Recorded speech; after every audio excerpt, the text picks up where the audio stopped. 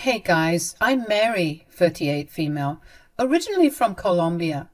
I'm going to tell you a story about my toxic ex-husband. I was 23, tired of my toxic family drama, and dreaming of a better life. So I hopped on a plane, touched down in the Lone Star State, and damn, the heat hit me like a brick wall. It was like walking into an oven, but hey, at least it wasn't my family's drama. Now, I didn't exactly roll into Texas with a suitcase full of cash. Nope. I ended up in a woman's shelter for a bit. Let me tell you, those ladies were a lively bunch. We had everything from aspiring poets to DIY beauty experts. Living there was like being part of a quirky sitcom, minus the laugh track. But you know what?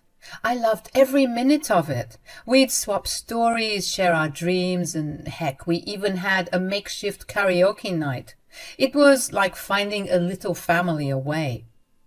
All right, buckle up because this part of the story is straight out of a romance movie. So there I was, minding my own business, in the shelter one day, waiting in line for some mystery casserole or whatever they were serving that day. And then in walks Levi. Now, normally people coming into the shelter was no big deal. We got social workers, volunteers, and folks wanting to donate blankets or canned goods. The place was just a revolving door for all sorts of people. But when I saw Levi, y'all, it's like my heart hit the floor. I mean, who invited Prince Charming to the homeless shelter? I sure didn't. This guy was drop dead gorgeous, and I was just standing there with my tray thinking, what in the world is he doing here? I'm not gonna lie, he looked like he stepped out of a GQ magazine. Our eyes locked, and he caught me staring like a deer in headlights, but instead of being weirded out, he grinned like he just won the lottery and made his way over to me. My English at the time was, let's say, a work in progress. But Levi didn't seem to mind. He was patient, kind, and genuinely interested in getting to know me. He drops this bombshell, calling me beautiful, saying a girl like me shouldn't be in a place like this. I was thinking, you got that right, Levi. But I played it cool. Turns out this handsome fellow was one of the social workers assigned to help out. There were a lot of the ladies who were dealing with PTSD, anxiety and depression, so he decided to take on extra shifts just to help out a bit more. But after a couple of weeks, he told me the real reason he wanted to take on extra shifts. To be honest, Mary, I wanted to see more of you. Really? Yeah, it's crazy to say it out loud, but you make me feel really good and I want to see more of you. Let me tell you, that man had me blushing more than a schoolgirl with a crush. So fast forward a few months and it was pretty obvious to everyone at the Women's Center that Levi and I basically were a thing. We didn't slap any labels on it, but we weren't scared of hiding it either. We just rolled with it. Levi, he just got me, you know. He made me feel seen and heard in a way nobody else ever had. Now, living in the shelter was like being in a fishbowl.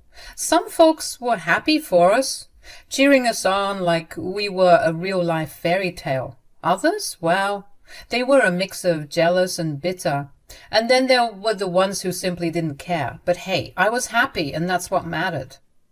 After a while, Levi told me he had something to tell me. What is it, Levi? I want you to move in with me. Please say yes. What? Did I hear that right? He wanted me to leave the shelter and be with him? That was insane. I'll admit I hesitated for a hot minute. Moving in with a guy I'd known for less than a year, it sounded crazy, but life's short, right? So I thought, why not? I took the leap. Levi and I moved into our little love nest, and let me tell you, it felt so freeing. From a women's shelter to an actual home. Talk about moving up in the world, just like I always wanted. And just when I thought life couldn't get any better, Levi pulled out all the stops. He goes down on one knee and proposes on New Year's Day, right when the countdown hits 0. Romantic as all get out, right? That man lifted me off my feet and took me straight to cloud 9. He was always pampering me, buying me gifts, telling me how much he loved me, how much he cared. I mean, who needs a fairy tale when you've got Levi, right? It was like living in a constant state of bliss, and I wouldn't have it any other way. Life was good. Life was perfect. So after riding that honeymoon phase high, Levi drops a bomb on me. Something. 3 months into our wedded bliss, he came up to me and said, "Hey, babe." "Hey." "So there's something I want to tell you. I want you to meet my friends. I think it's time." Now, you might be scratching your head thinking, how did you not know about his friends this whole time? Well, folks, it's a little more complicated than it seems. See, Levi always told me he didn't really have friends, that his only buddies were his co-workers, whom I knew from the shelter. But out of the blue, he springs these dinner plans with some people who were his old school buddies. And get this, they were big shots. Businessmen, lawyers, not exactly the usual crowd for a social worker. "Why didn't you tell me about these fancy-ass friends of yours?" "Well, because—" "What am I even supposed to wear?" "Don't worry, babe, I got you covered." "But babe, these people are the big shots. You said it yourself. I'm going to need an extra fancy dress or something." Now, imagine my surprise when Levi continues to spill the tea. On top of not telling me about his friends, he also didn't tell me about his net worth. Turns out he was not just a social worker because he's a do-gooder. No, he comes from a wealthy family. Social work was just a thing he did on the side because apparently he loved it. That's why he could afford all those fancy gifts he'd been showering me with. I got to admit, I was hurt.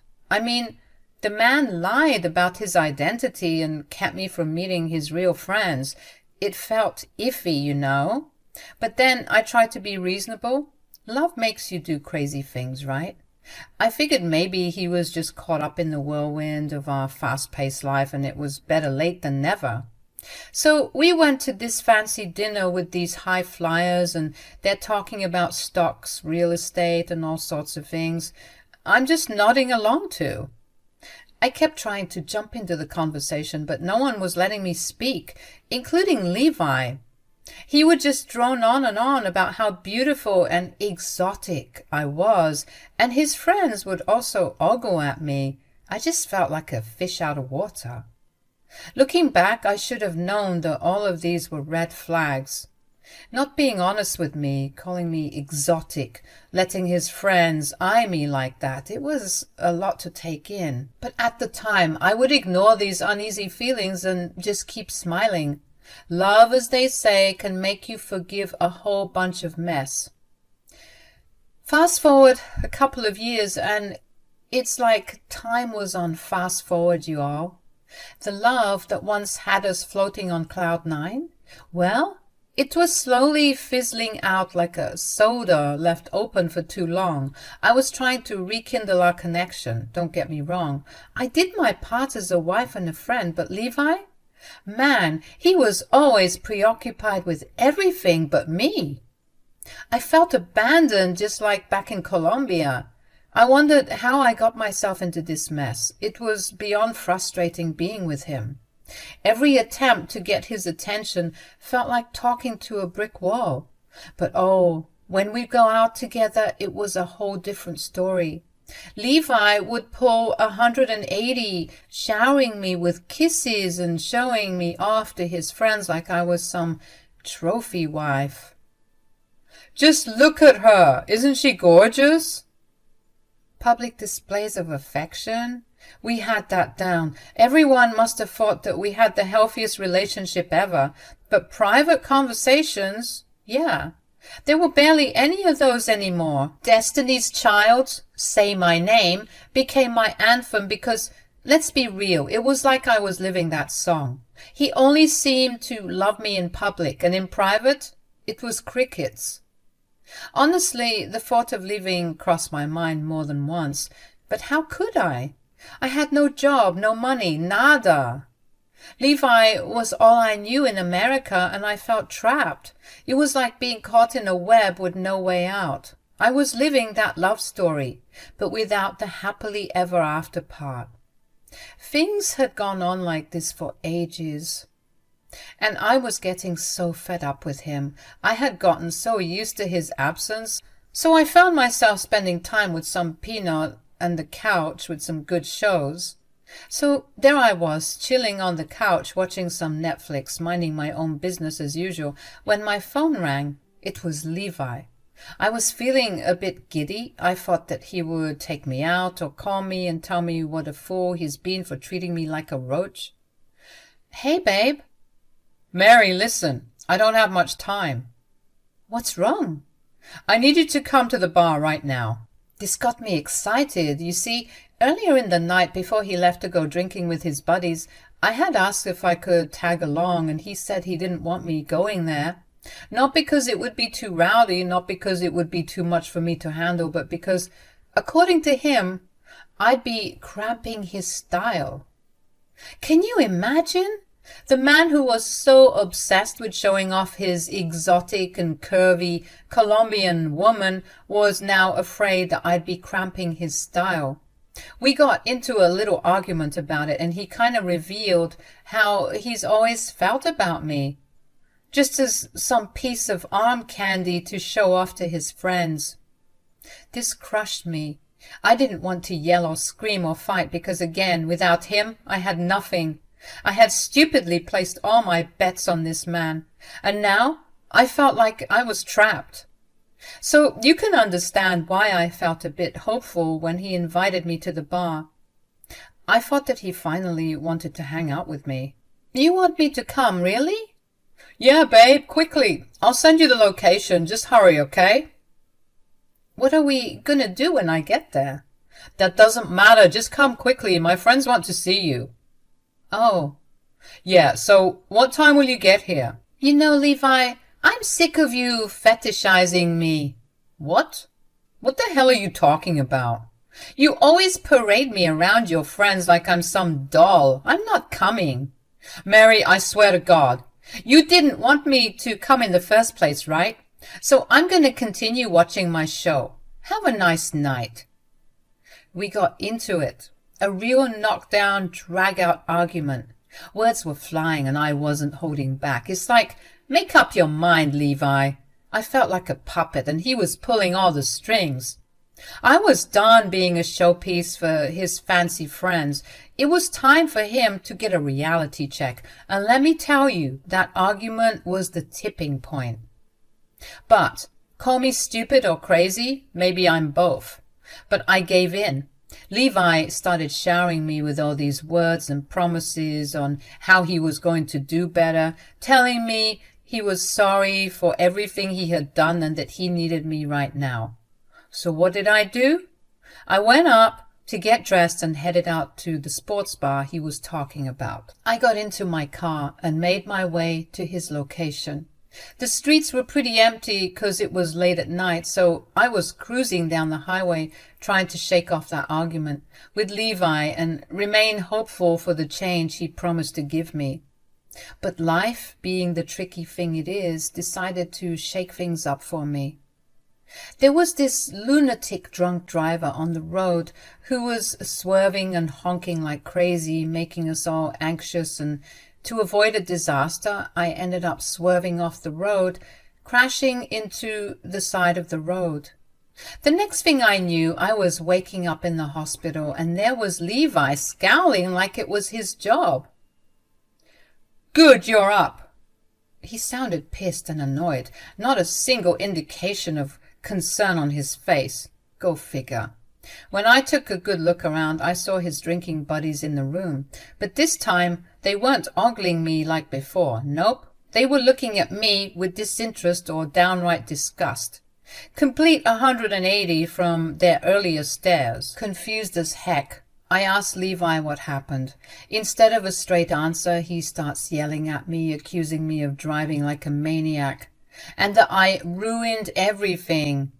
The thing is, I didn't remember much at the time. I tried explaining that to him, telling him that the last thing I remember was driving on the highway, but he wasn't having it.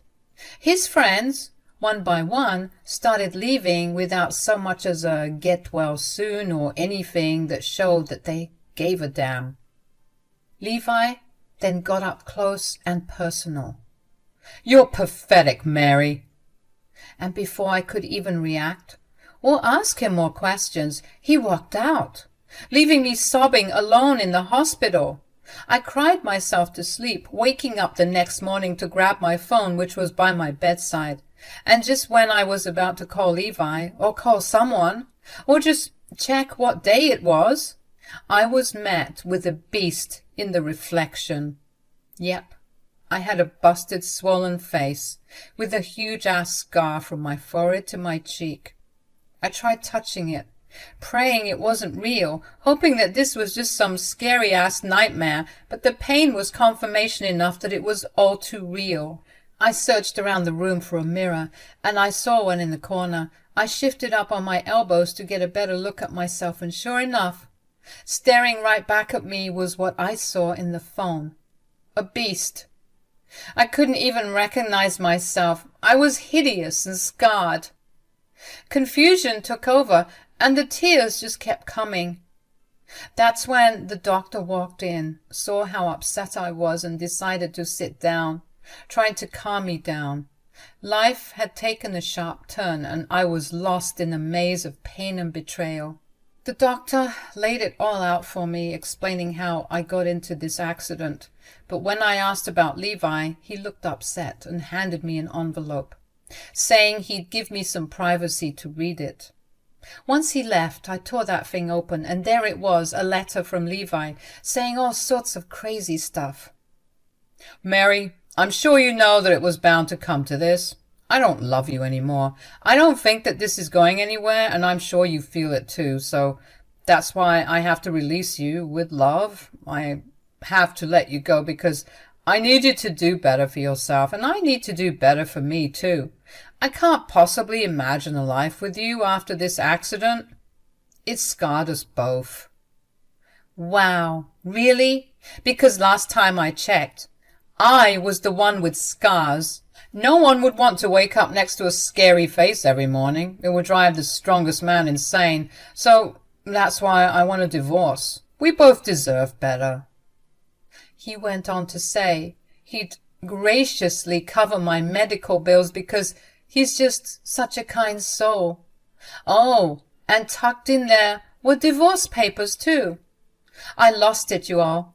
Knocked down the water bottles beside me and threw my phone across the room. I was mad, upset, and feeling a pain I'd never known. This was the man who couldn't take his eyes off me when we first met, and now he wanted nothing to do with me. The sobs must have been real loud because the doctor came back in. He did his best to console me, saying he had a feeling the letter wasn't good news.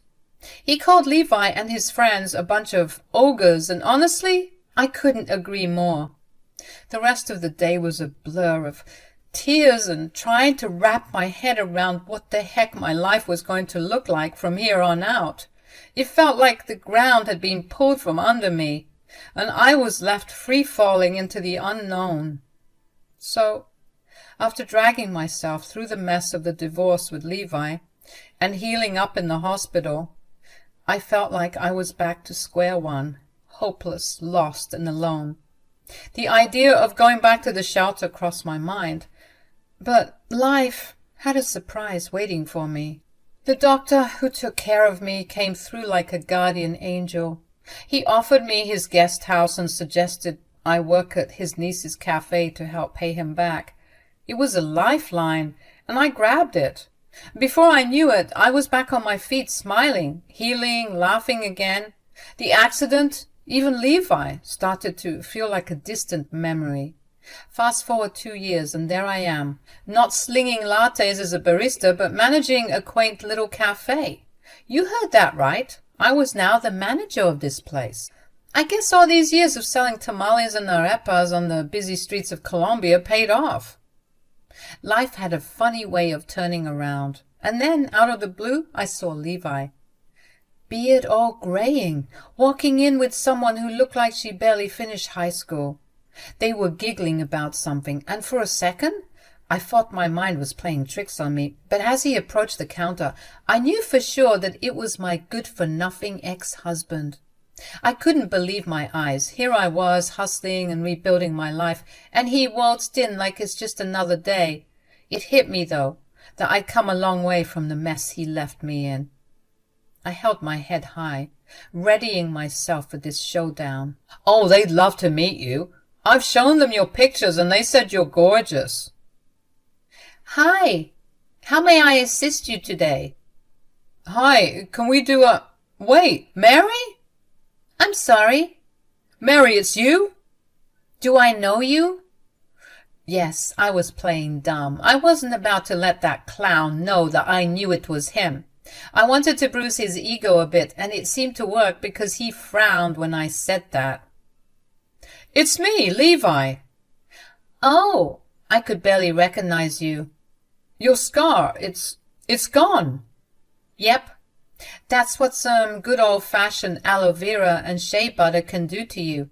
And the melanin doesn't hurt either. But I mean, it's still visible in the right light. You look... wow. His date started looking uncomfortable, so I turned to her and said, Hey, sweetheart, I'm sure you won't believe me when I say this, but that gut feeling you're feeling right now, the thing that's telling you to run for the hills, you better listen to that.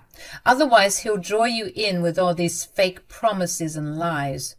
Hey, don't talk to her like that. Don't listen to her, baby. She's out of her mind. I don't even know this woman. Oh, yeah? Then how did you remember my name, jackass? The girl asked me who I was, and I told her that I was his ex-wife. She didn't seem to like that answer too much, because she hit him and then stormed out of the cafe. What the hell was that for? For all the years I put up with your crap. You're lucky I'm not calling the cops. Oh, calm down. She's 19 years old, so it's legal. It's still sick, Levi. I'm shocked, but honestly, I'm not surprised.